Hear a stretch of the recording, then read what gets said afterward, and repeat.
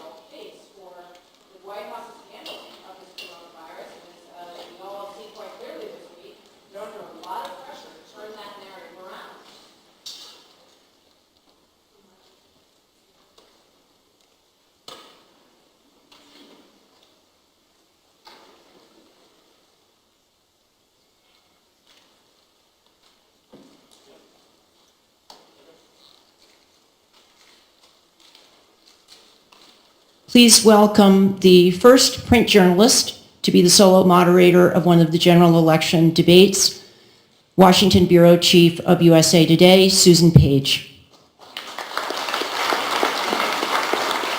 Go get him, honey. Hey, welcome. And congratulations, you have scored the most exclusive tickets in the United States. Hamilton has nothing on the Commission on Presidential Debates when it comes to exclusive tickets. I want to offer a special welcome to Vice President Pence's family, I think is there, and to Senator Kamala Harris's family on this side, and most especially to my bosses who are seated right up there, and I'm very glad that they came and joined us. My bosses from USA Today and from Gannett. We're glad that you're here, but this debate is not about you. And it's not about me. It's about the millions of Americans who are going to be watching it. And that's why I'm going to ask you for your help. I'm going to ask you for your silence. I'm going to ask you during the debate not to cheer or to boo or to hiss or to laugh, because that is distracting for the people we are really staging this debate to reach. There will be 2 times when you can applaud. That will be when I announce the 2 candidates on the stage. They'll come on the stage simultaneously. That'll be a time to applaud. And then applaud again at the very end of the debate. But if you could keep restrain your enthusiasm between those 2 times, I'd appreciate it. And if you could send me a little good karma, that would also be appreciated, but quietly. I'm going now to sit down and get settled and turn my back to you, but not in a rude way. And I'll see you on the other side. Thanks again for being here.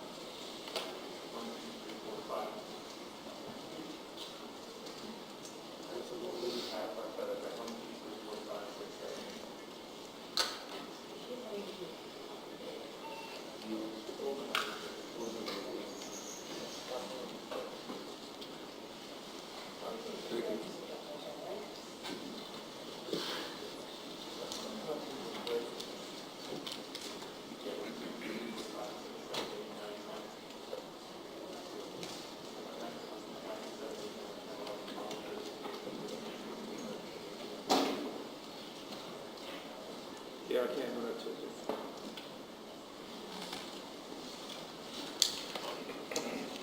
Thank you to all of you. We're just about away from just getting started. I'm very hesitant to predict a calm evening, a boring evening, or anything, because every notion of every element of this year has turned upside down in its head. Both of these people can be feisty at times, and I expect we may see some pretty strong exchanges. Even though Chris and Michelle are just inside of the debate stage, it's a different format completely. 9 different segments, 10 minutes each, 2 minutes answers at the front, and it should be interesting how we're getting ready to start.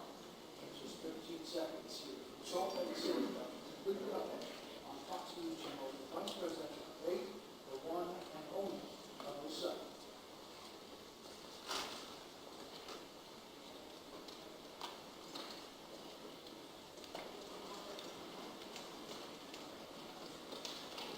Good evening, everybody. Welcome to the first and only vice presidential debate of the 2020 campaign. We are live in Salt Lake City tonight.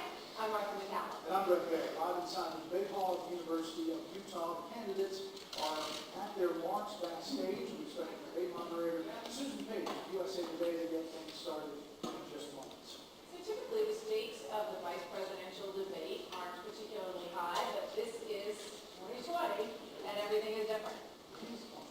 Year rocked by a global pandemic affecting Americans all the way up to the President of the United States. A crippling economic crisis as a result of that.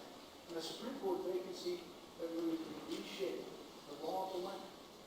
Let's get back to our panel and bring Chris Wallace back in. Chris, we're in that hush moment before the debate begins. And as you said, it's nice to be on the side where you're watching this time around. Your thoughts about what we're going to see tonight. Susan Page is getting ready to ask that first question. The first one out of the gate is always an important moment for these events.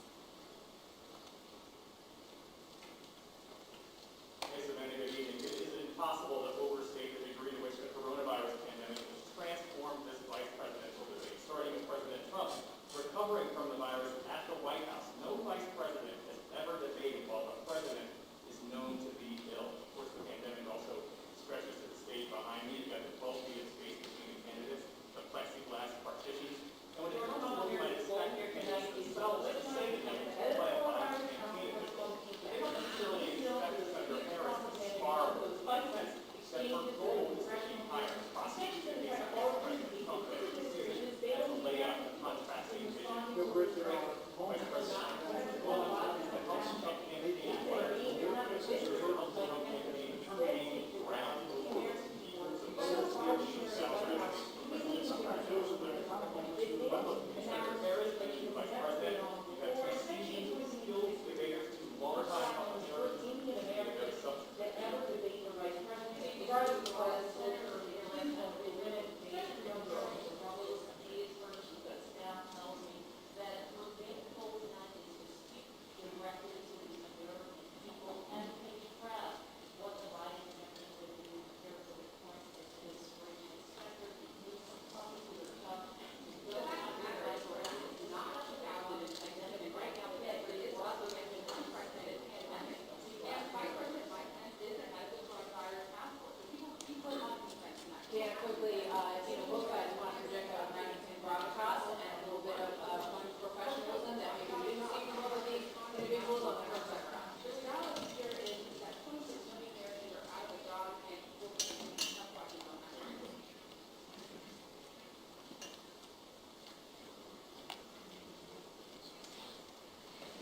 This could make a difference. As we've seen the polls since the first debate of Joe Biden and Kamala Harris, polls since the first national polls, even some of the battleground states, but we are still 27 days to this election. And a lot can change. We've seen about 1,000 seconds left.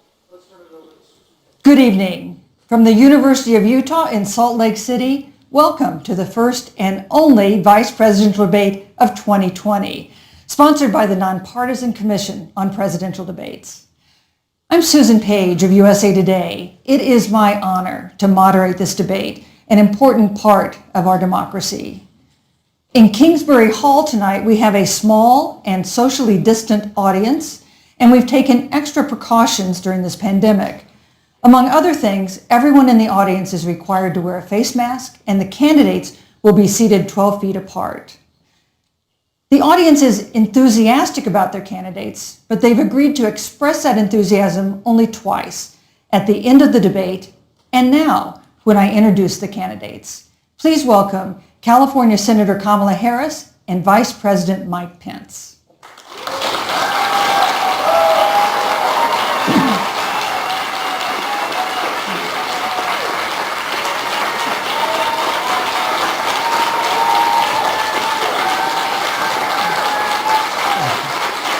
Thank you.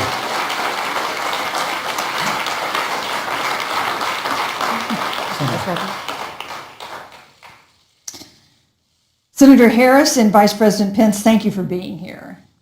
We're meeting as President Trump and the First Lady continue to undergo treatment in Washington after testing positive for COVID-19.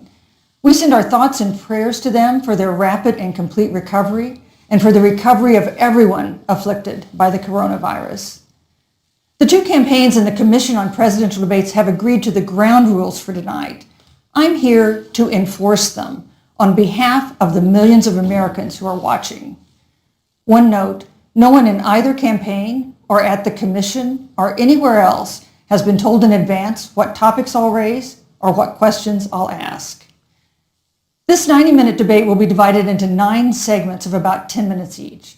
I'll begin a segment by posing a question to each of you, sometimes the same question, sometimes a different question on the same topic. You will then have 2 minutes to answer without interruption by me or the other candidate.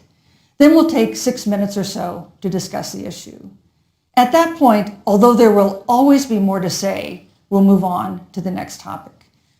We want a debate that is lively, but Americans also deserve a discussion that is civil. These are tumultuous times, but we can and will have a respectful exchange about the big issues facing our nation. Let's begin with the ongoing pandemic that has cost our country so much.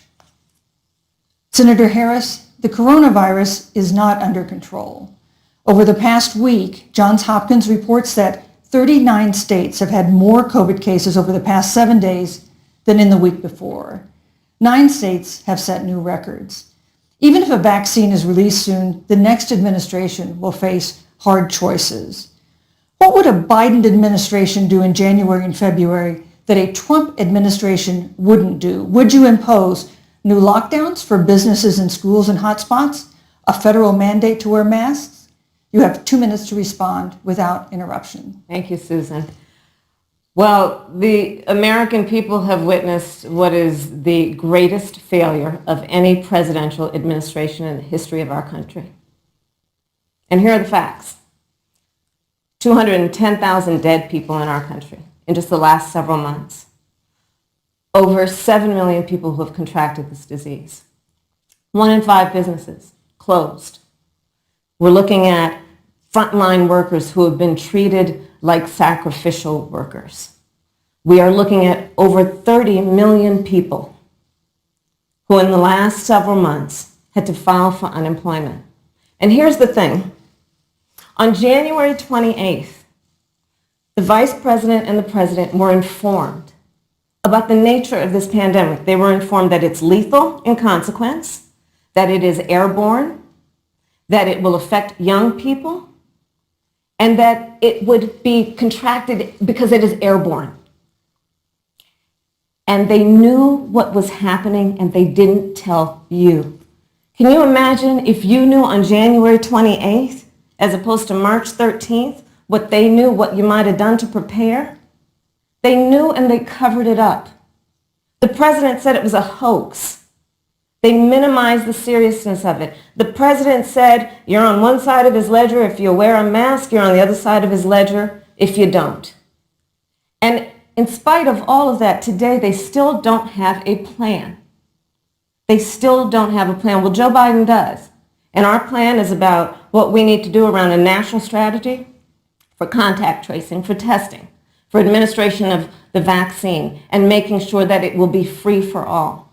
That is the plan that Joe Biden has and that I have, knowing that we have to get a hold of what has been going on, and we need to save our country And Joe Biden is the best leader to do that, and frankly, this administration has forfeited Thank you, their Senator. right to re-election based on this. Thank you, Senator Harris. Vice President Pence, more than 210,000 Americans have died of COVID-19 since February. The U.S. death toll as a percentage of our population is higher than that of almost every other wealthy nation on earth. For instance, our death rate is 2.5 times that of Canada next door. You head the administration's coronavirus task force. Why is the U.S. death toll as a percentage of our population higher than that of almost every other wealthy country? And you have 2 minutes to respond without interruption. Susan, thank you. And I want to thank the Commission and the University of Utah for hosting this event. And Senator Harris, it's a privilege to be on the stage with you. And our nation has gone through a very challenging time this year. But I want the American people to know that from the very first day, President Donald Trump has put the health of America first. Before, there were more than 5 cases in the United States, all people who had returned from China. President Donald Trump did what no other American president had ever done, and that was he suspended all travel from China, the second largest economy in the world. Now, Senator Joe Biden opposed that decision. He said it was xenophobic and hysterical.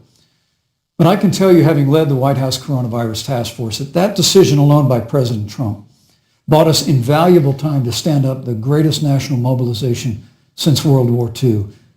And I believe it saved hundreds of thousands of American lives. Because with that time, we were able to reinvent testing. More than 115 million tests have been done to date. We were able to see to the delivery of billions of supplies so our doctors and nurses had the resources and support they needed. And we began, really, before the month of February was out, to develop a vaccine and to develop medicines and therapeutics that have been saving lives all along the way. And under President Trump's leadership, Operation Warp Speed, we believe, will have literally tens of millions of doses of a vaccine before the end of this year. The reality is, when you look at the Biden plan, it reads an awful lot like what President Trump and I and our task force have been doing every step of the way. I mean, quite frankly, when I look at their plan that talks about advancing testing, creating new PPE, developing a vaccine, it looks a little bit like plagiarism, which is something Joe Biden knows a little bit about. And I think the American people know that this is a president who has put the health of America first, and the American people, I believe with my heart, can be proud of the sacrifices they have made. It's saved countless American lives. Senator Harris, would you like to respond? Absolutely. Whatever the vice president is claiming the administration has done, clearly it hasn't worked. When you're looking at over 210,000 dead bodies in our country, American lives that have been lost, families that are grieving that loss. And you know, the vice president is the head of the task force and knew on January 28th how serious this was. And then thanks to Bob Woodward, we learned that they knew about it. And then when that was exposed, the vice president said, when asked, well, why didn't y'all tell anybody? He said, because the president wanted people to remain calm. Well, let's get no, but Susan, this is important. Susan, I want to add, but Mr. Vice President, I'm speaking. I'm speaking. Yeah, you can have 15 more seconds, and then we'll give the vice president a chance to respond. So I want to ask the American people, how calm were you when you were panicked about where you're going to get your next roll of toilet paper?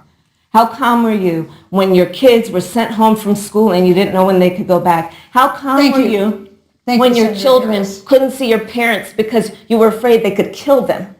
Let's give Vice President Pence a chance to respond. Vice President Pence, you have 1 minute to respond. You know, there's not a day gone by that I haven't thought of every American family that's lost a loved one. And I want all of you to know that you'll always be in our hearts and in our prayers. But when you say what the American people have done over these last 8 months hasn't worked, that's a great disservice to the sacrifices the American people have made. The reality, if I may finish, Senator, the reality is Dr. Fauci said everything that he told the president in the Oval Office, the president told the American people. Now, President Trump, I will tell you, has boundless confidence in the American people, and he always spoke with confidence that we'd get through this together. But when you say it hasn't worked, when Dr. Fauci and Dr. Birx and our medical experts came to us in the second week of March, they said if the president didn't take the unprecedented step of shutting down roughly half of the American economy, that we could lose 2.2 million Americans. Now, that's the reality. Thank you. They also Thank you, said Vice to us, if we President did everything right, Susan, we could still lose more than 200,000 Americans. Vice President Now, one Pence. life lost is Thank too you. many, Susan. But the American people, I believe, deserve credit for the sacrifices that they have made, putting the health of their family and their neighbors first, our doctors, our nurses, our first Thank you, Vice responders. President Pence. And I'm going to speak up on behalf of what the American people have done. Vice President Pence, you were in the front row in a Rose Garden event 11 days ago at what seems to have been a super spreader event for senior administration and congressional officials. No social distancing, few masks, and now a cluster of coronavirus cases among those who were there. How can you expect Americans to follow the administration's safety guidelines to protect themselves from COVID when you at the White House have not been doing so? Well, the American people have demonstrated over the last 8 months that when given the facts, they're willing to put the health of their families and their neighbors and people they don't even know first. President Trump and I have great confidence in the American people and their ability to take that information and put it into practice. In the height of the epidemic, when we were losing a heartbreaking number of 2,500 Americans a day, we surged resources to New Jersey and New York and New Orleans and Detroit. We told the American people what needed to be done, and the American people made the sacrifices. When the outbreak in the Sun Belt happened this summer, again, Americans stepped forward. But the reality is the work of the President of the United States goes on. A vacancy on the Supreme Court of the United States has come upon us, and the President introduced Judge Amy Coney Yes, Barrett. thank you. Thank you, Vice But President at Pence. that, if I may say, that Rose Garden event, there's been a great deal of speculation about it. My wife Karen and I were there and honored to be there. Many of the people who were at that event, Susan, actually were tested Yes. for coronavirus, and it was an outdoor event, which all of our scientists regularly and routinely advise. The difference here is President Trump and I trust the American people to make choices in the best interest of their health. Joe Biden and Kamala Harris consistently talk about mandates, and not just mandates with the coronavirus, but a government takeover of health care, Thank you, the Vice Green New President Deal, all government control. We're about freedom and respecting the freedom of the American people. Let's talk about respecting the American people. You respect the American people when you tell them the truth. You respect the American people when you have the courage Which we've to be a always leader done. speaking of those things that you may not want people to hear, but they need to hear so they can protect themselves. But this administration stood on information that if you had as a parent, if you had as a worker knowing you didn't have enough money saved up, and now you're standing in a food line because of the ineptitude of an administration that was unwilling to speak the truth to the American people. So let's talk about caring about the American people. The American people have had to sacrifice far too much because of the incompetence of this administration. It is asking too much of the people. Susan, we talked No, about Vice It is President asking too much of the people. Look- That they would not be equipped with the information they need to help themselves to protect Susan, their the parents President- and No, their I'm children. sorry. Kamala Harris, Senator Harris, I'm sorry. It's fine, I'm Kamala. No, you're Senator Harris to me. For life to get back to normal, Dr. Anthony Fauci and other experts say that most of the people who can be vaccinated need to be vaccinated. But half of Americans now say they wouldn't take a vaccine if it was released now. If the Trump administration approves a vaccine before or after the election, should Americans take it, and would you take it? If the public health professionals, if Dr. Fauci, if the doctors tell us that we should take it, I'll be the first in line to take it. Absolutely. But if Donald Trump tells us that we should take it, I'm not taking it. Vice President Pence, there have been a lot of repercussions from this pandemic. In recent days, the president's diagnosis of COVID-19 has underscored the importance of the job that you hold and that you are seeking. That's our second topic tonight. It's the role of the vice president. One of you will make history on January 20th. You will be the vice president to the oldest president the United States has ever had. Donald Trump will be 74 years old on Inauguration Day. Joe Biden will be 78 years old.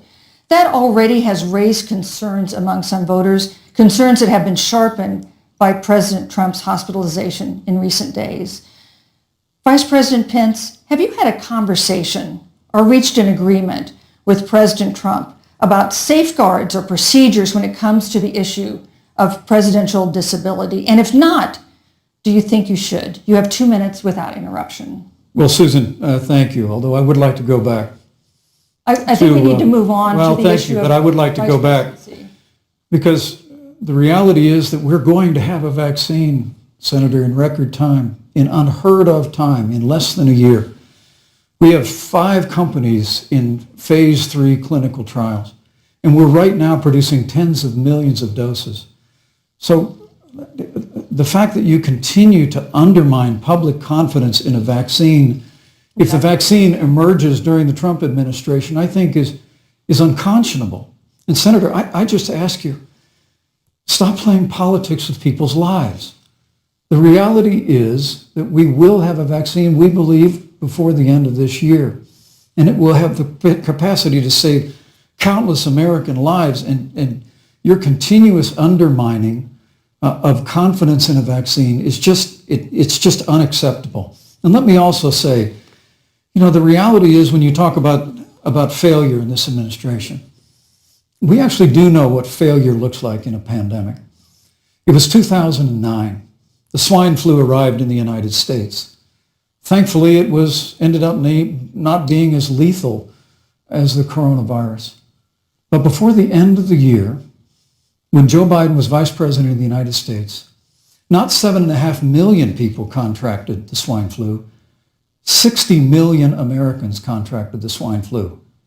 If the swine flu had been as lethal as the coronavirus, in 2009, when Joe Biden was vice president, we would have lost 2 million American lives. His own chief of staff, Ron Klain, would say last year that it was pure luck that they did, quote, everything possible wrong. And we learned from that. They left the strategic national stockpile empty. They left an empty and hollow plan, but we still learned from it. And I think the American people, I'm going to say again, can be proud Vice President Pence, I'm sorry, of what we have done. And Senator, please stop undermining confidence in a vaccine. Senator Harris, let me ask you the same question that I asked Vice President Pence, which is, have you had a conversation or reached an agreement with Vice President Biden about safeguards or procedures when it comes to the issue of presidential disability? And if not, and if you win the election next month, do you think you should? You have 2 minutes uninterrupted. So let me tell you, first of all, the day I got the call from Joe Biden, it was actually a Zoom call, asking me to serve with him on this ticket was probably one of the most memorable days of my life. I thought about my mother, who came to the United States at the age of 19, gave birth to me at the age of 25 at Kaiser Hospital in Oakland, California. And the thought that I'd be sitting here right now, I know would make her proud, and she must be looking down on this. Joe and I were raised in a very similar way. We were raised with values that are about hard work, about the value and the dignity of public service, and about the importance of fighting for the dignity of all people. And I think Joe asked me to serve with him because, I have a career that included being elected the first woman district attorney of San Francisco, where I created models of innovation for law enforcement in terms of reform of the criminal justice system. I was elected the first woman of color and black woman to be elected Attorney General of the state of California, where I ran the second largest Department of Justice in the United States, second only to the United States Department of Justice.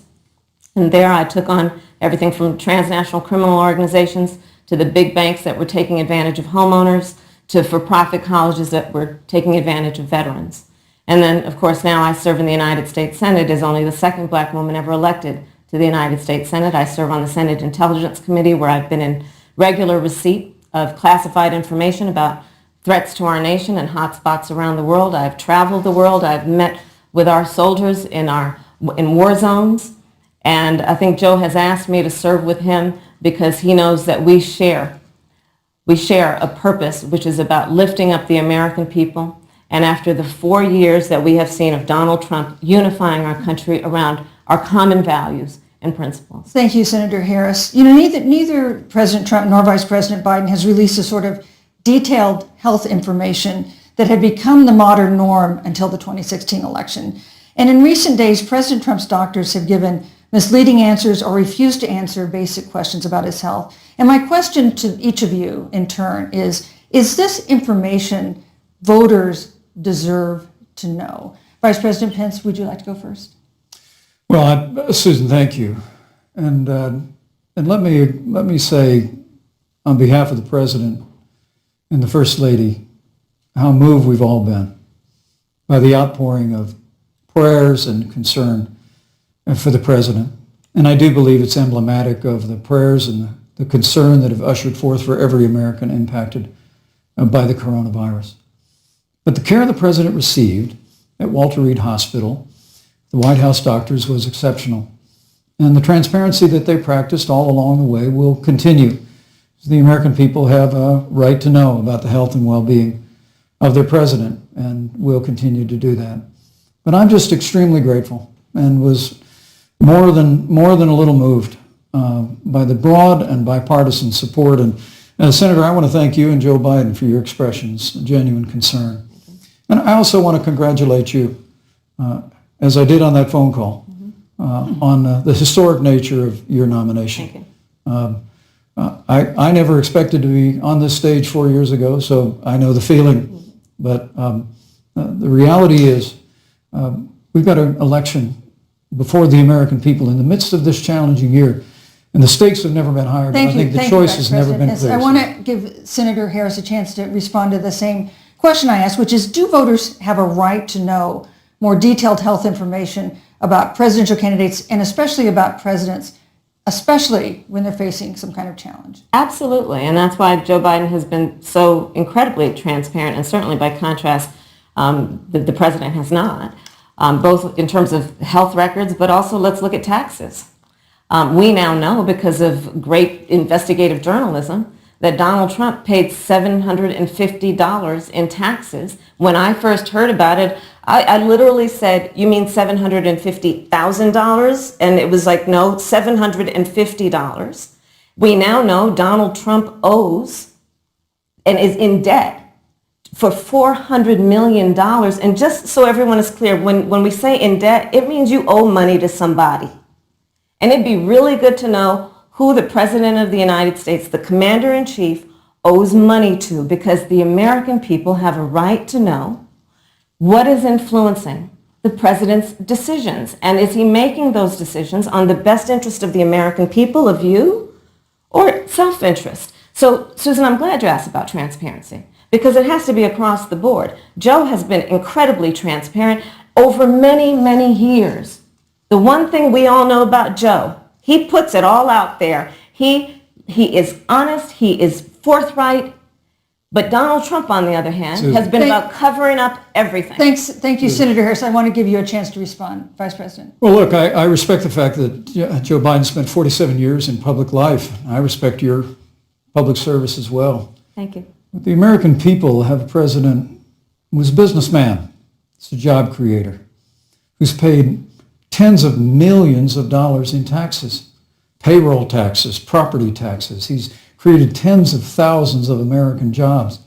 And the president said those public reports are not accurate. And the president's also released literally stacks of financial disclosures the American people can review just as the law allows. But the distinction here is that Joe Biden, 47 years in public service, compared to President Donald Trump, who brought all of that experience 4 years ago. Thank you, Vice and President. turned this economy around by cutting taxes, rolling back regulation, Thank you, unleashing Vice American President. energy, Thanks. fighting for free and fair trade, and all of that's Thank you, on Vice the line President if Pence. Joe Biden and Kamala Harris. You know, that's a good the White segue into our third great topic, segue. which is about the economy. This has been another aspect of life for Americans that's been so affected by this coronavirus. We have a jobs crisis brewing. On Friday, we learned that the unemployment rate had declined to 7.9% in September, but the job growth had stalled, and that was before the latest round of layoffs and furloughs in the airline industry at Disney and elsewhere. Hundreds of thousands of discouraged workers have stopped looking for work.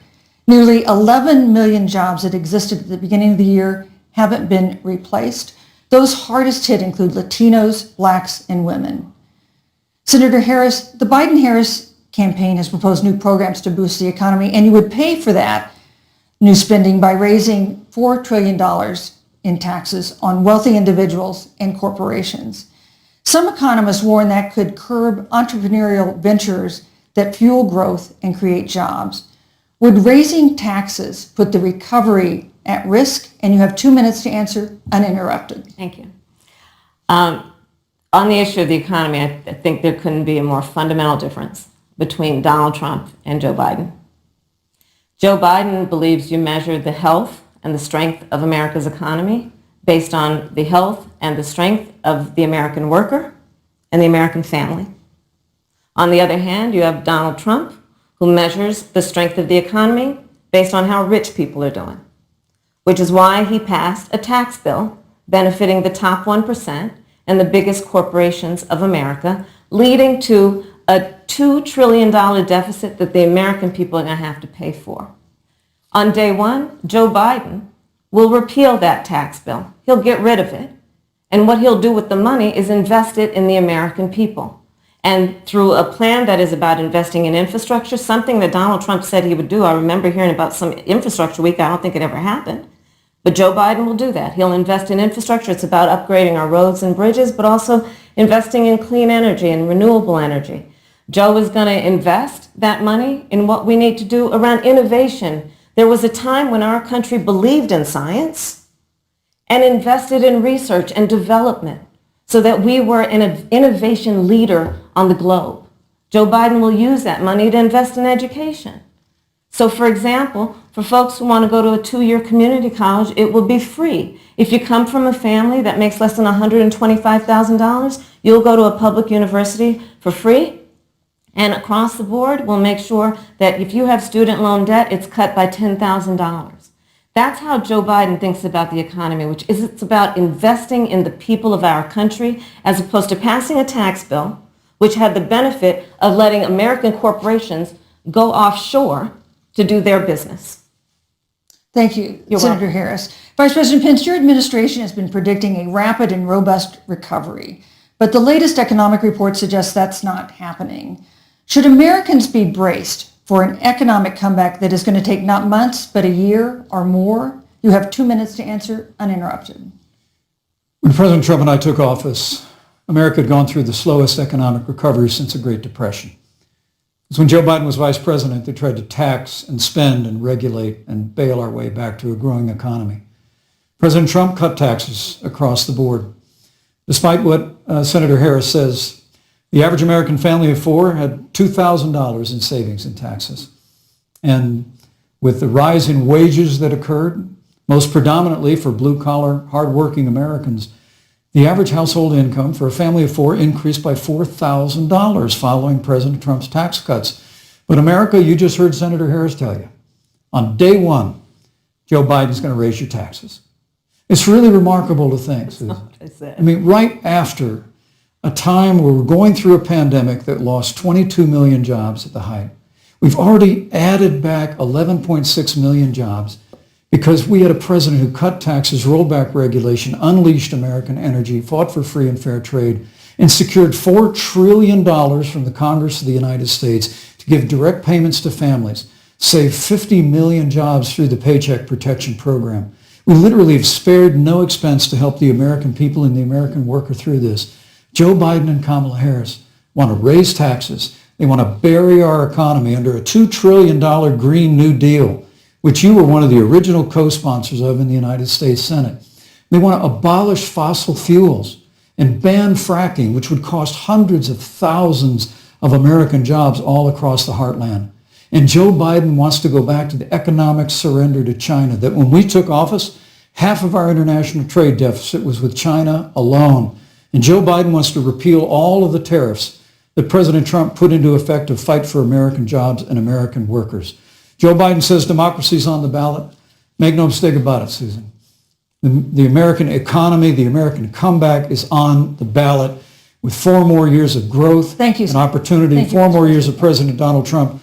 2021 is going to be the biggest economic year in the history of this country. Thank you, Vice President Pence. Senator Harris. Well, I mean, I thought we saw enough of it in last week's debate, but I think this is supposed to be a debate based on fact and truth. And the truth and the fact is Joe Biden has been very clear He will not raise taxes on anybody who makes less than $400,000 He said a he's going year. to repeal the Trump tax cuts. Mr. Vice President, I'm speaking. Well, wait, I'm speaking. it'd be important if you said the truth. Joe Biden said twice in the debate last week that he's going to repeal the Trump tax cuts. That was tax cuts that gave the average working family $2,000 in a tax break every single year. Senator, that is that's the math. absolutely not true. That Is he tax only bill- is he only going to repeal part of the Trump tax cuts? If you don't mind letting me finish, we can then have a conversation, okay? Please. Okay. Joe Biden will not raise taxes on anyone who makes less than $400,000 a year. He has been very clear about that. Joe Biden will not end fracking. He has been very clear about that. Joe Biden is the one who, during the Great Recession, was responsible for the Recovery Act that brought America back. And now the Trump-Pence administration wants to take credit when they rode the coattails of Joe Biden's success for the economy that they had at the beginning of their term. Of course, now the economy is a complete disaster. But Joe Biden, on the one hand, did that. On the other hand, you have Donald Trump, who has reigned over a recession that is being compared to the Great Depression. On the one hand, you have Joe Biden, who was responsible with President Barack Obama for the Affordable Care Act, which brought health care to over 20 million Americans and protected people with pre-existing conditions. And what it also did is it saved those families who otherwise were going bankrupt because of hospital bills they could not afford. On the other hand, you have Donald Trump, who's in court right now, trying to get rid of the Affordable Care Act, which means that you will lose protections if you have pre-existing conditions. And this is very important, Susan. Yes, and it's but important. we need to give Vice President. He interrupted me, and I'd like to just finish, please. If you have a pre-existing condition, heart disease, diabetes, breast cancer, they're coming for you. If you love someone who has a pre-existing condition, Thank you, they're Senator coming Harris. for you. If you are under the age of 26 on your parents' coverage, they're coming for you. Senator Harris, thank you. You're welcome. Let me give you a chance to respond. Well, I hope we have a chance to talk about health care because Obamacare was a disaster. The American people remember it well. And President Trump and I have a plan to improve health care and to protect pre-existing conditions for every American. But look, Senator Harris, you're entitled to your own opinion, but you're not entitled to your own facts. You yourself said on multiple occasions when you were running for president that you would ban fracking. Joe Biden looked at a supporter in the eye and pointed and said, I guarantee that we will abolish fossil fuels. They have a $2 trillion version of the Green New Deal, Susan, that your newspaper, USA Today, said really wasn't that very different from the original Green New Deal. More taxes, more regulation, banning fracking, abolishing fossil fuel, crushing American energy, and economic surrender to China is a prescription for economic decline. President Trump and I will keep America growing. The V-shaped recovery that's underway right now will continue with 4 more years of President Donald Trump. Thank you very, very much, Vice President Pence. Once again, you've provided the perfect segue to a new topic, which is climate change. And Vice President Pence, I'd like to pose the first question to you. This year, we've seen record-setting hurricanes in the South. Another one, Hurricane Delta, is now threatening the Gulf. And we have seen record-setting wildfires in the West. Do you believe, as the scientific community has concluded, that man-made climate change has made wildfires bigger, hotter, and more deadly, and have made hurricanes wetter, slower, and more damaging? You have 2 minutes uninterrupted. Thank you, Susan. Well, first, I'm very proud of our record on the environment and on conservation. According to all of the best estimates, our air and land are cleaner than any time ever recorded. Our water is among the cleanest in the world. And just a little while ago, the President signed the Outdoors Act. It's the largest investment in our public lands and public parks in 100 years. So President Trump has made a commitment to conservation and to the environment. Now, with regard to climate change, the climate is changing. But the issue is, what's the cause and what do we do about it?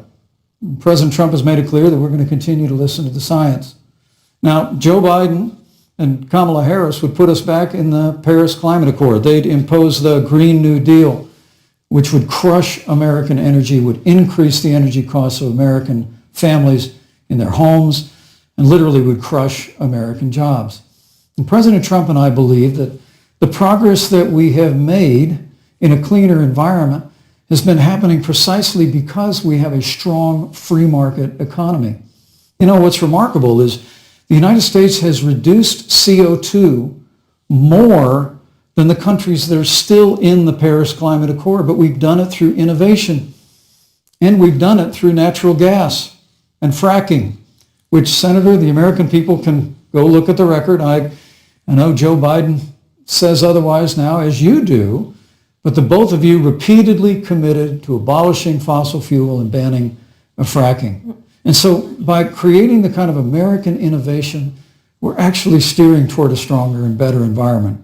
With regard to wildfires, President Trump and I believe that forest management has to be front and center, and even Governor Gavin Newsom from your state has agreed we've got to work on forest management. And with regard to hurricanes, the National Oceanic Administration tells us that actually as difficult as they are, Thank you, Vice President. there are no more hurricanes today than there were 100 years ago. Thank you. But many of the climate alarmists Pence, use I'm sorry, your time hurricanes is up. and wildfires to try and Thank sell you, their Vice bill of President goods of Pence. a Green New Deal. And President Trump and I are going to always put Thank you, American Vice jobs and President American Pence. workers first. Senator Harris, as the Vice President mentioned, you co-sponsored the Green New Deal in Congress. But Vice President Biden said in last week's debate that he does not support the Green New Deal. But if you look at the Biden-Harris campaign website, it describes the Green New Deal as a crucial framework. What exactly would be the stance of a Biden-Harris administration toward the Green New Deal? You have 2 minutes uninterrupted. Sure. So first of all, I will repeat, and the American people know, that Joe Biden will not ban fracking. That is a fact. That is a fact. I will repeat that Joe Biden has been very clear that he thinks about growing jobs, which is why he will not increase taxes for anyone who makes less than $400,000 a year. Joe Biden's economic plan, Moody's, which is a reputable Wall Street firm, has said will create 7 million more jobs than Donald Trump's. And part of those jobs that will be created by Joe Biden are going to be about clean energy and renewable energy. Because you see, Joe understands that the west coast of our country is burning, including my home state of California. Joe sees what is happening on the Gulf states, which are being battered by storms. Joe has seen and talked with the farmers in Iowa, whose entire crops have been destroyed because of floods. And so Joe believes, again, in science. I'll tell you something, Susan. I served, when I first got to the Senate, on the committee that's responsible for the environment. Do you know this administration took the word science off the website and then took the phrase climate change off the website? We have seen a pattern with this administration, which is they don't believe in science. And Joe's plan is about saying we're going to deal with it, but we're also going to create jobs. Donald Trump, when asked about the wildfires in California, and the question was, the science is telling us this, you know what Donald Trump said? Science doesn't know. So let's talk about who is prepared to lead our country over the course of the next 4 years on what is an existential threat to us as human beings. Joe is about saying we're going to invest that in renewable energy. It's going to be about the creation of millions of jobs. We will achieve net zero emissions by 2050, carbon neutral by 2035. Joe has a plan. This has been a lot of talk from the Trump administration, and really it has been to go backward instead of forward. We will also re-enter the climate agreement with pride. Senator Harris just said that climate change is an existential threat. Vice President Pence, do you believe that climate change poses an existential threat?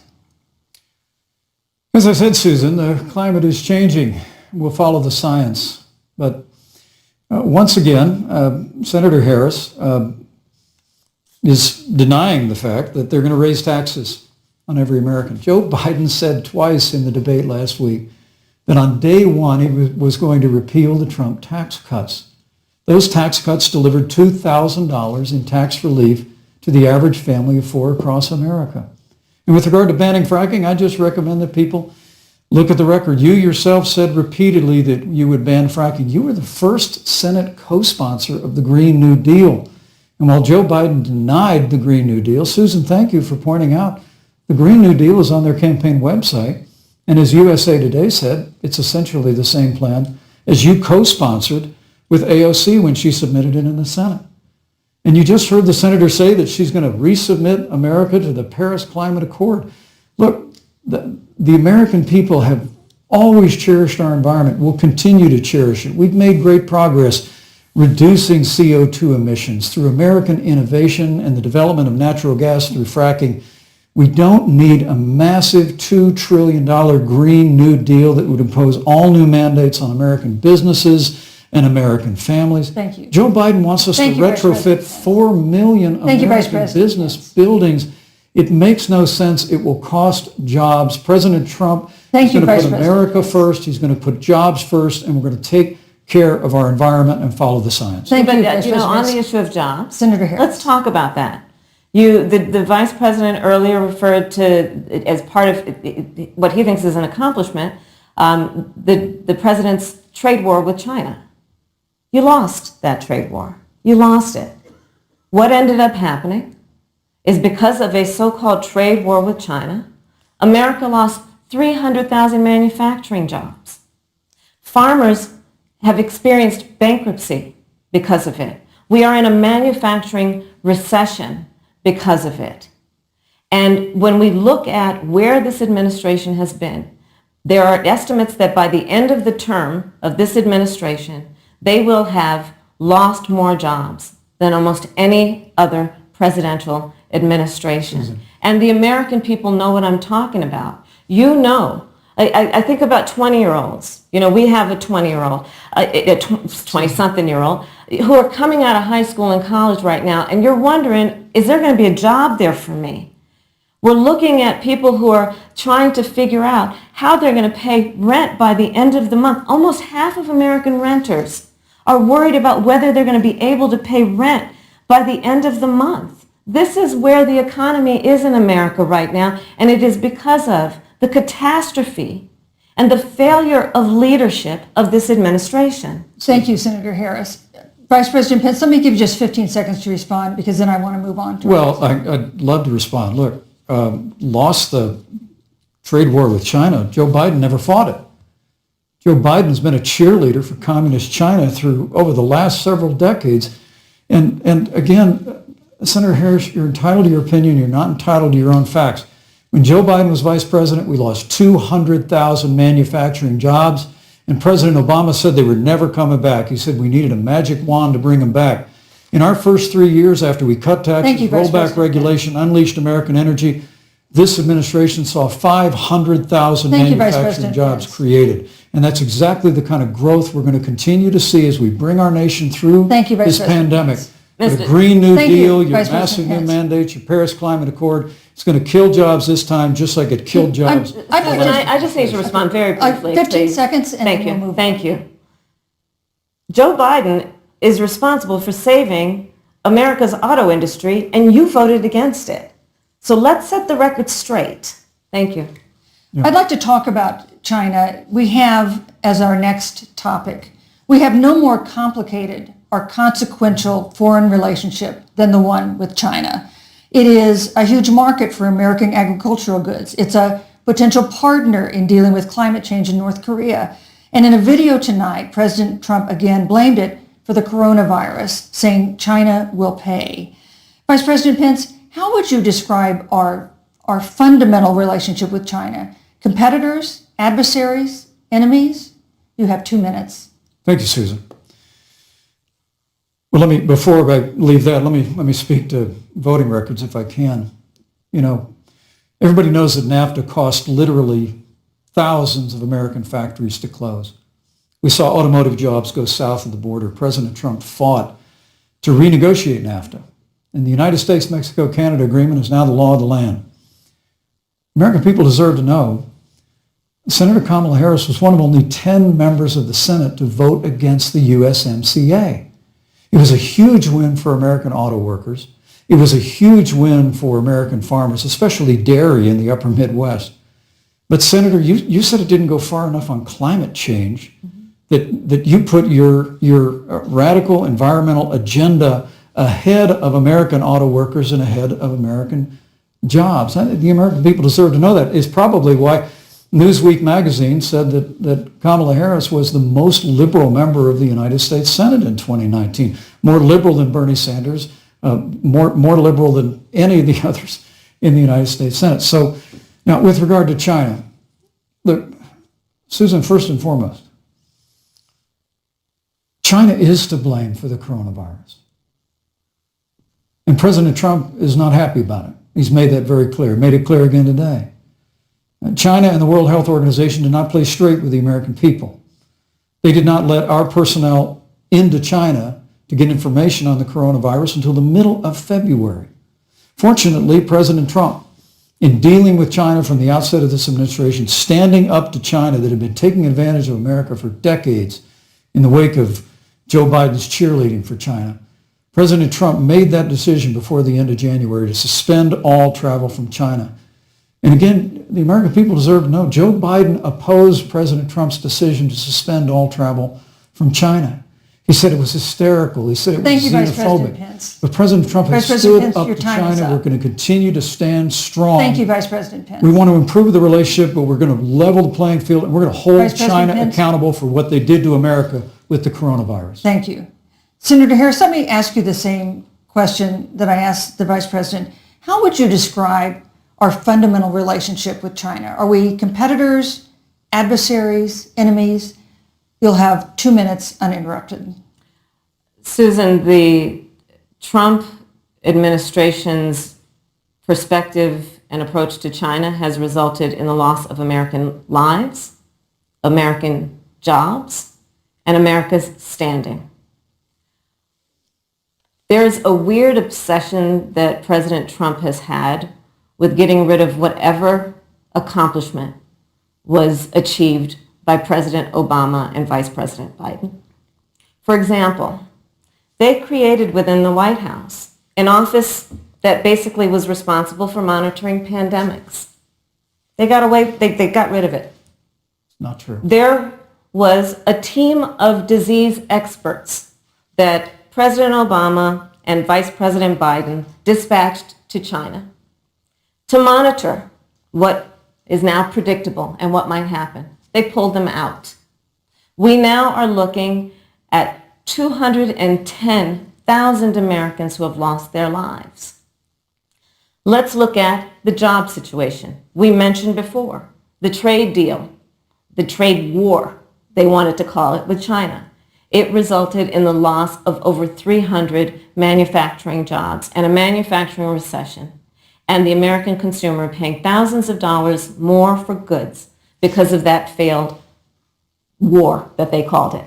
Then let's talk about standing. Pew, a reputable research firm, has done an analysis that shows that leaders of all of our formerly allied countries have now decided that they hold in greater esteem and respect Xi Jinping, the head of the Chinese Communist Party, than they do Donald Trump, the President of the United States, the Commander-in-Chief of the United States. This is where we are today because of a failure of leadership by this administration.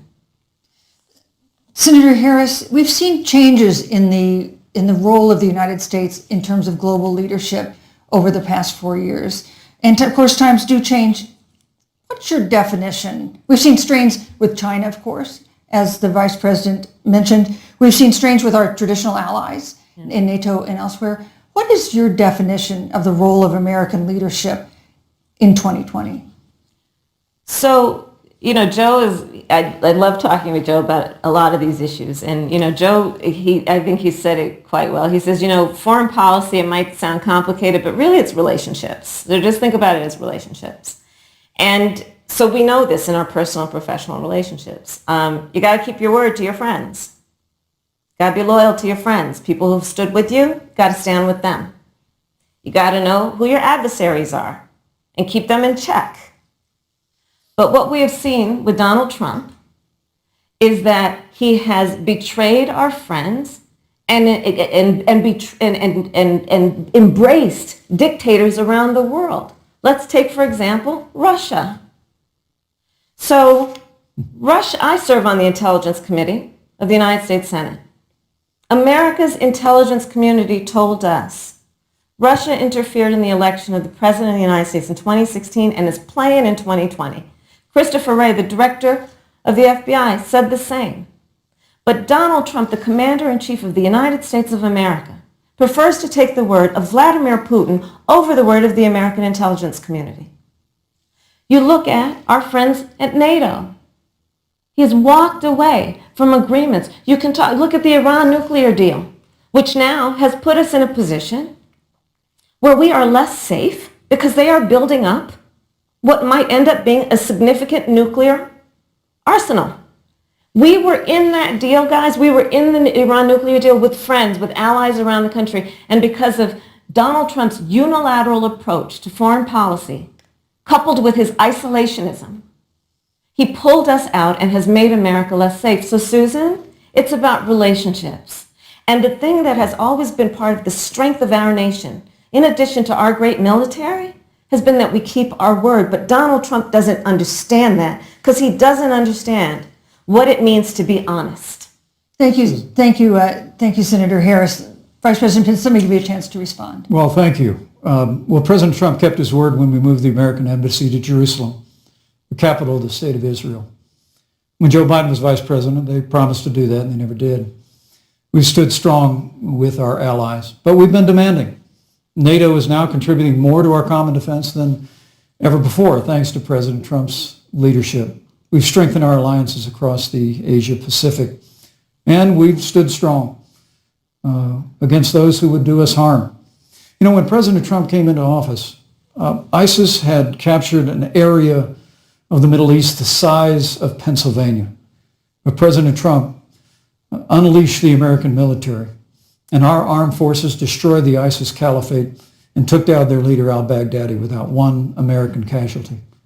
Al-Baghdadi was responsible for the death of thousands.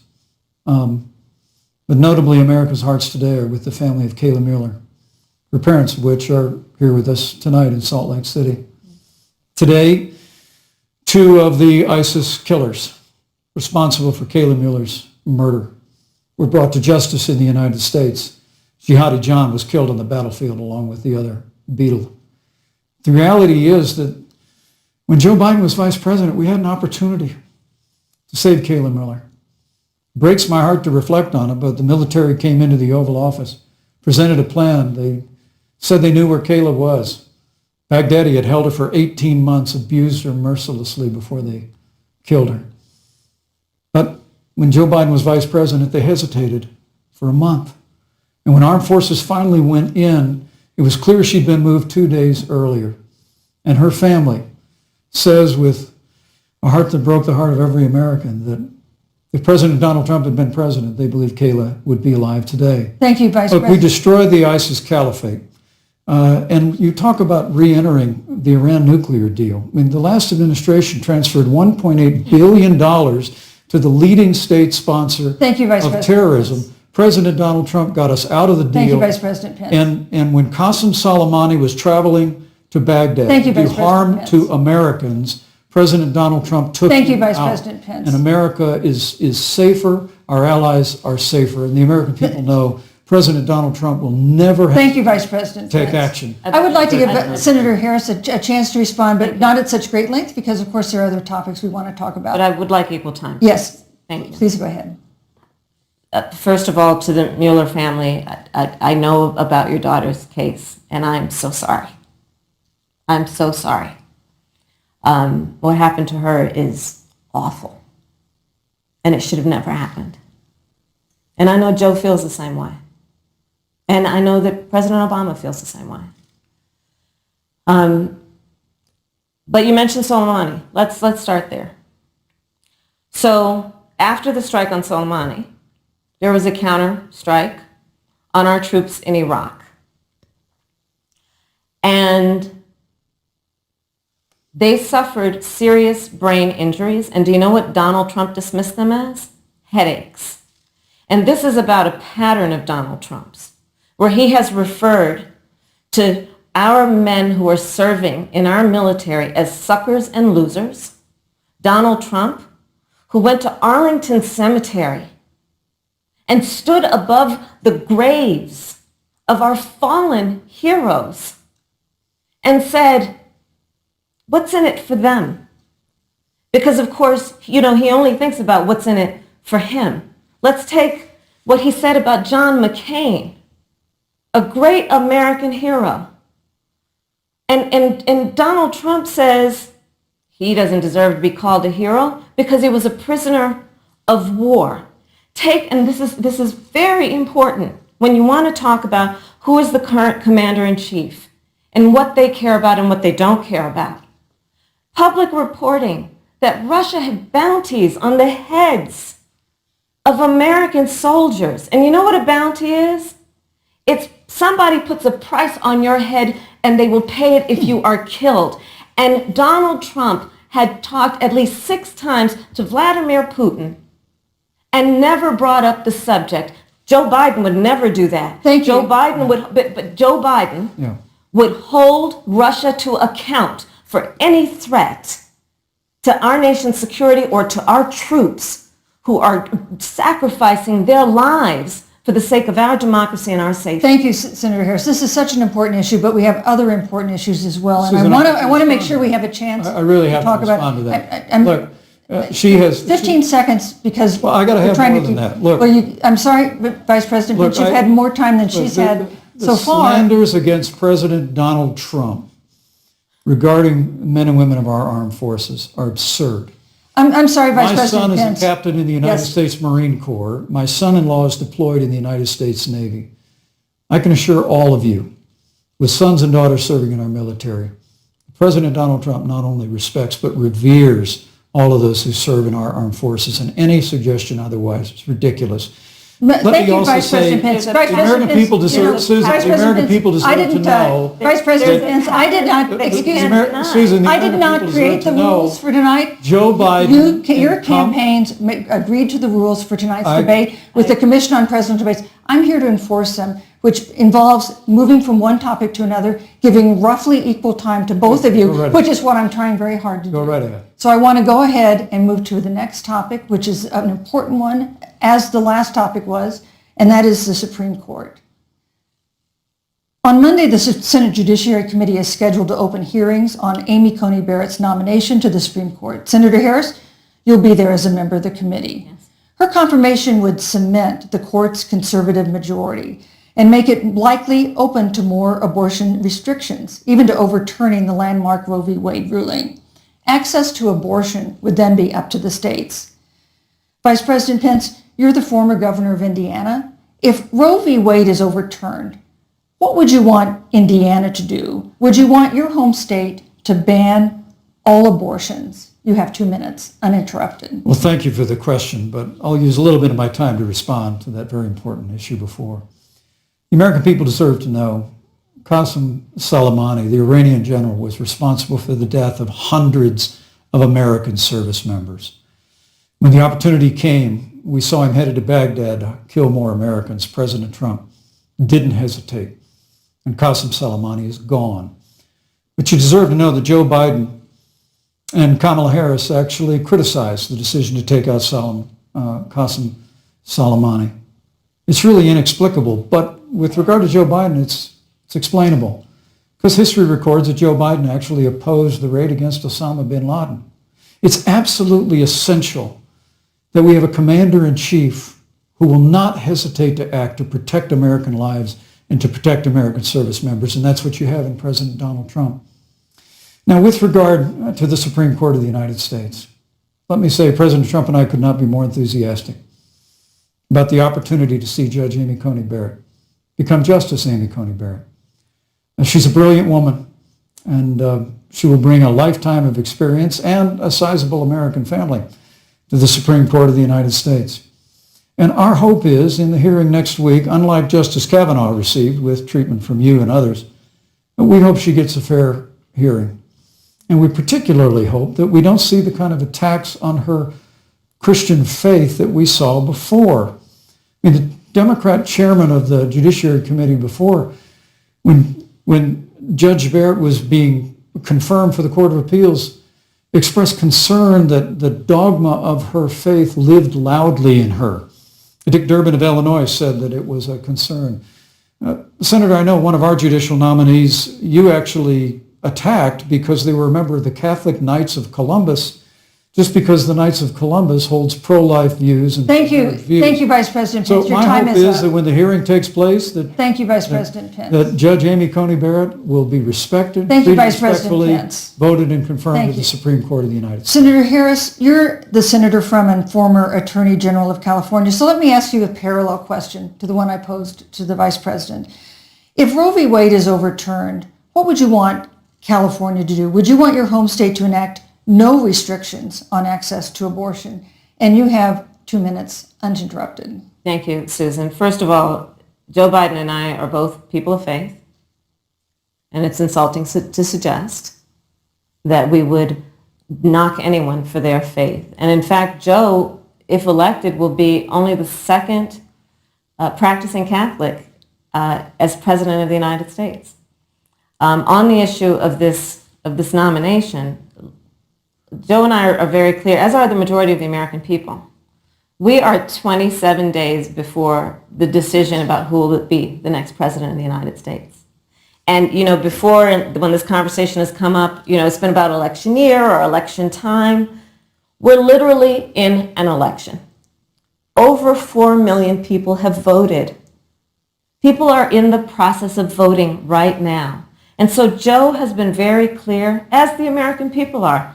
Let the American people fill that seat in the White House, and then we'll fill that seat on the United States Supreme Court. And to your point, Susan, the issues before us couldn't be more serious. There's the issue of choice, and I will always fight for a woman's right to make a decision about her own body. It should be her decision and not that of Donald Trump and the Vice President, Michael Pence. But let's also look at what else is before the court. It's the Affordable Care Act. Literally in the midst of a public health pandemic, when over 210,000 people have died and 7 million people probably have what will be in the future considered a pre-existing condition because you contracted the virus. Donald Trump is in court right now trying to get rid of the Affordable Care Act. And I said it before, and it bears repeating. This means that there will be no more protections if they win for people with pre-existing conditions. This means that over 20 million people will lose your coverage. It means that if you're under the age of 26, you can't stay on your parents' coverage anymore. And here's the thing. The contrast couldn't be more clear. They're trying to get rid of the Affordable Care Act. Joe Biden is saying, let's expand coverage. Let's give you a choice of a public option or private coverage. Let's bring down premiums. Thank you, Senator Let's Harris. lower Medicare eligibility to 60. Thank you, Senator. That's true leadership. You mentioned earlier, Vice President Pence, that the president was committed to maintaining protections for people with pre-existing conditions. But you do have this court case that you are supporting, your administration supporting, that would strike down the Affordable Care Act. The President Trump says that he's going to protect people with pre-existing conditions, but he has not explained how he would do that. And that was one of the toughest nuts to crack when they were passing the Affordable Care Act. So tell us specifically, how would your administration protect Americans with pre-existing conditions to have access to affordable insurance if the Affordable Care Act is struck down? Well, thank you, Susan. But let me just say, addressing your very first question, I couldn't be more proud to serve as vice president to a president who stands without apology for the sanctity of human life. I'm pro-life. I don't apologize for it. And this is another one of those cases where there's such a dramatic contrast. Joe Biden and Kamala Harris support taxpayer funding of abortion all the way up to the moment of birth. Late-term abortion. They want to increase funding to Planned Parenthood of America. Now, for our part, I would never presume how Judge Amy Coney Barrett would rule on the Supreme Court of the United States, but we'll continue to stand strong for the right to life. When you speak about the Supreme Court, though, I think the American people really deserve an answer, Senator Harris. Are you and Joe Biden going to pack the court if Judge Amy Coney Barrett is confirmed? I I mean, there have been 29 vacancies on the Supreme Court during presidential election years, from George Washington to Barack Obama. Presidents have nominated in all 29 cases.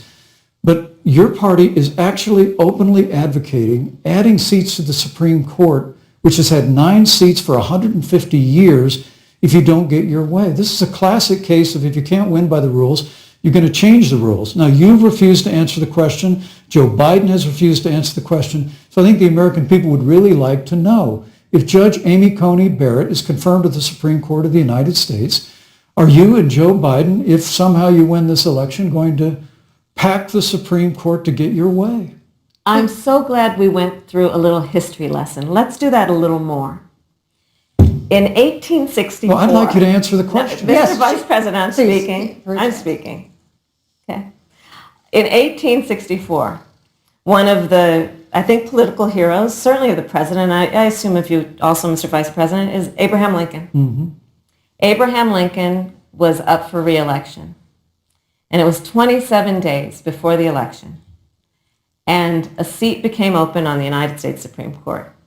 Abraham Lincoln's party was in charge not only of the White House, but the Senate. But Honest Abe said it's not the right thing to do. The American people deserve to make the decision about who will be the next president of the United States. And then that person can select who will serve for a lifetime on the highest court of our land. And so Joe and I are very clear. The American people are voting right now, and it should be their decision about who will serve on this most important body for a lifetime. Thank you, And Senator Harris. People, Susan, are voting right now. They'd like to know if you and Joe Biden are going to pack the Supreme Court if you don't get your way in this nomination. Let's talk about packing. You once Come again on. gave a non-answer. Joe Biden gave a non-answer. Trying to answer you the now. American people deserve a straight answer. And if you haven't figured it out yet, the straight answer is they are going to pack the Supreme Court if they somehow win this election. Men and Mr. women, Vice President, I got to tell you, think- people across this country, if you cherish our Supreme Court, if you cherish the separation of powers, you need to reject the Biden-Harris ticket. Come November the 3rd, re-elect President Donald Trump, and we'll stand by that separation of powers in a 9-seat Supreme Court. Yeah, let's talk about packing the court then. Let's talk about the Please. fact. Yeah, I'm about to. So the Trump-Pence administration has been, because I sit on the Senate Judiciary Committee, Susan, as you mentioned, and I've witnessed the appointments for lifetime appointments to the federal courts, district courts, courts of appeal. People who are purely ideological, people who have been reviewed by legal professional organizations and found to have been not competent, are substandard. And do you know that of the 50 people who President Trump appointed to the Court of Appeals for lifetime appointments, not one is black? This is what they've been doing. You want to talk about packing a court? Let's have that discussion. All right, thank you. Thank you, Senator. Let's go on and talk about the issue of racial justice. I just want the record to reflect she never answered the question. So the American people, Thank maybe you. in the next debate, Joe Biden will answer the question, but I think thank the you. American people know the answer. Thank you, Vice President. In March, Breonna Taylor, a 26-year-old emergency room technician in Louisville, was shot and killed after police officers executing a search warrant in a narcotics investigation broke into her apartment. The police said they identified themselves. Taylor's boyfriend said he didn't hear them do that. He used a gun registered to him to fire a shot, which wounded an officer. The officers then fired more than 20 rounds into the apartment. They say they were acting in self-defense. None of them have been indicted in connection with her death.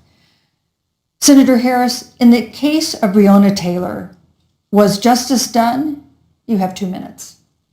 I don't believe so. And I've talked with Breonna's mother, Tamika Palmer, and her family. And her family deserves justice. She was a beautiful young woman. She had as her life goal to become a nurse, and she wanted to become an EMT to first learn what's going on out on the street so she could then become a nurse and save lives. And her life was taken unjustifiably and tragically and violently. And it brings me to, the 8 minutes and 46 seconds that America witnessed, during which an American man was tortured and killed under the knee of an armed, uniformed police officer. And people around our country of every race, of every age, of every gender, perfect strangers to each other, marched shoulder to shoulder, arm in arm, fighting for us to finally achieve that ideal of equal justice under law. And I was a part of those peaceful protests. And I believe strongly that, first of all, we are never going to condone violence, but we always must fight for the values that we hold dear, including the fight to achieve our ideals.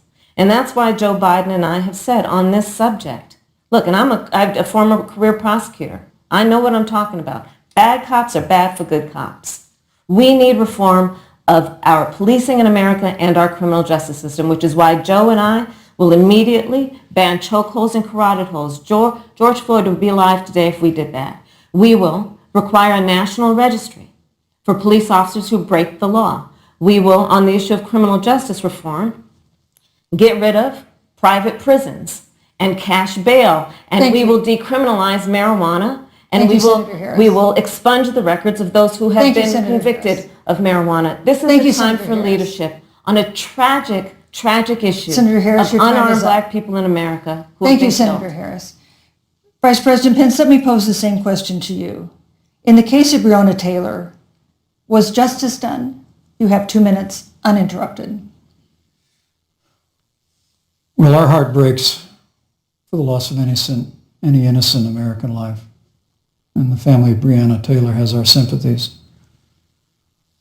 But I trust our justice system, a grand jury that refused the evidence. And it really is remarkable that as a former prosecutor, you would assume that an impaneled grand jury looking at all the evidence got it wrong. But you're entitled to your opinion, Senator.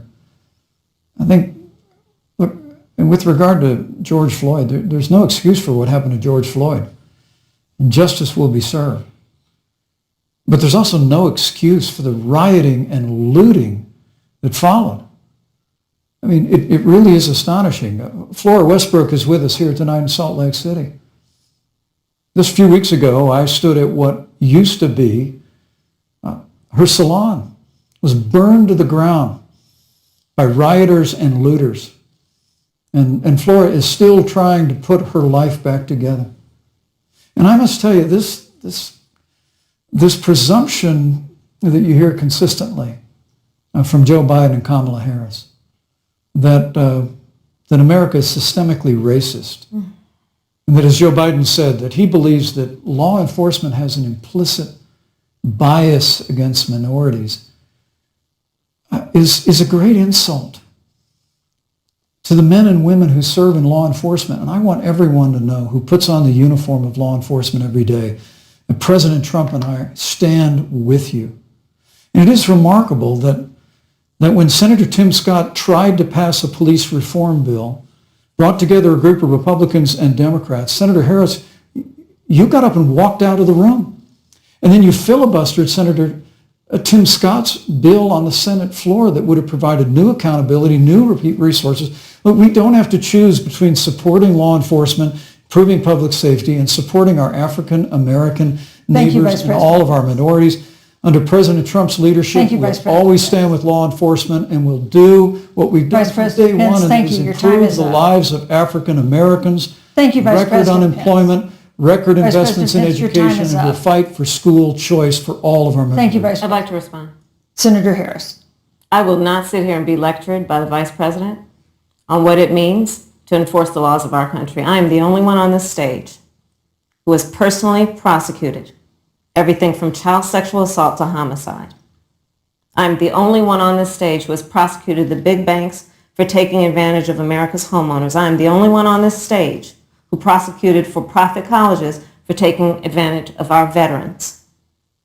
And the reality of this is that we are talking about an election in 27 days, where last week the President of the United States took a debate stage in front of 70 million Americans and refused to condemn white supremacists. Not true. And not true. it wasn't like he didn't have a chance. He didn't do it, and then he doubled down. And then he said, when pressed, stand back, stand by. And this is a part of a pattern of Donald Trump's. He called Mexicans rapists and criminals.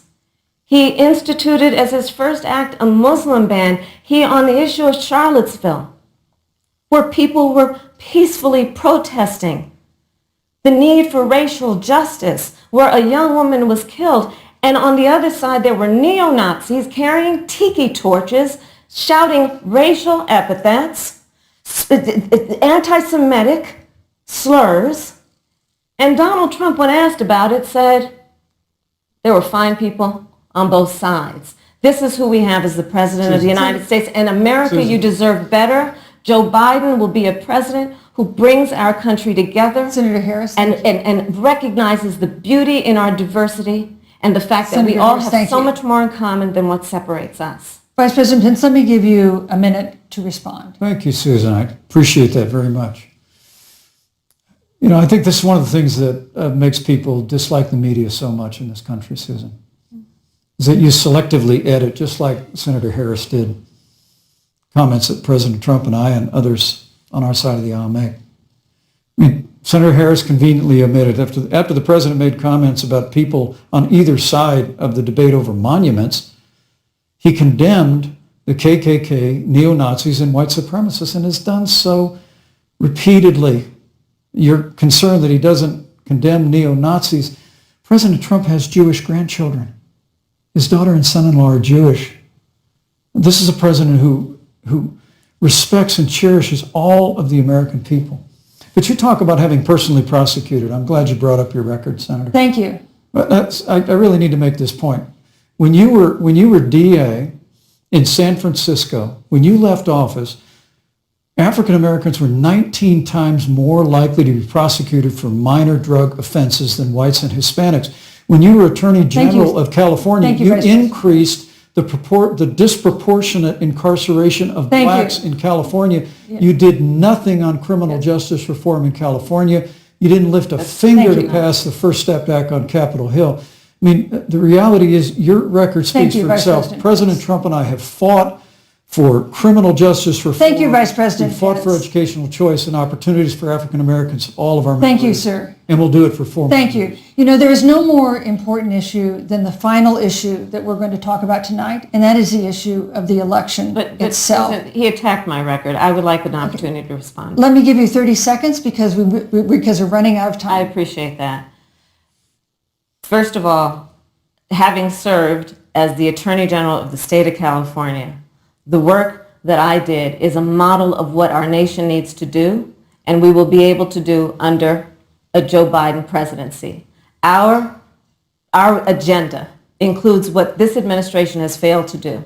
It will be about not only instituting a ban on chokeholds and carotid holes. Thank you.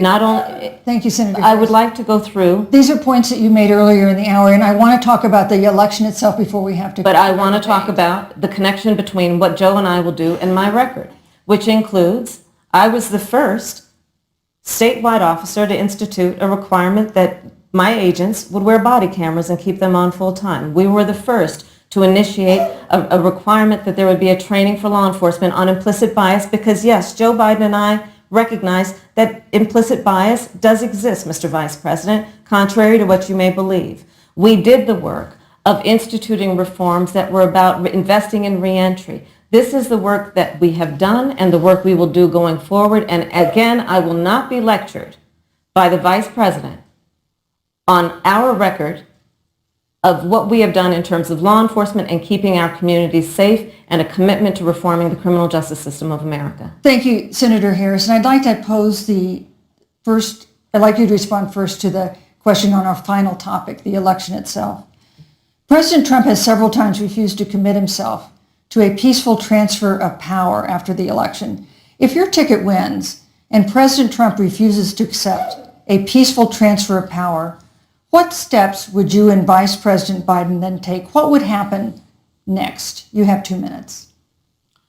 So I'll tell you, Joe and I are, I think, particularly proud of the coalition that we've built around our campaign. We probably have one of the broadest coalitions of folks that you've ever seen in a presidential race. Of course, we have the support of Democrats, but also independents and Republicans. In fact, 7 members of President George W. Bush's cabinet are supporting our ticket.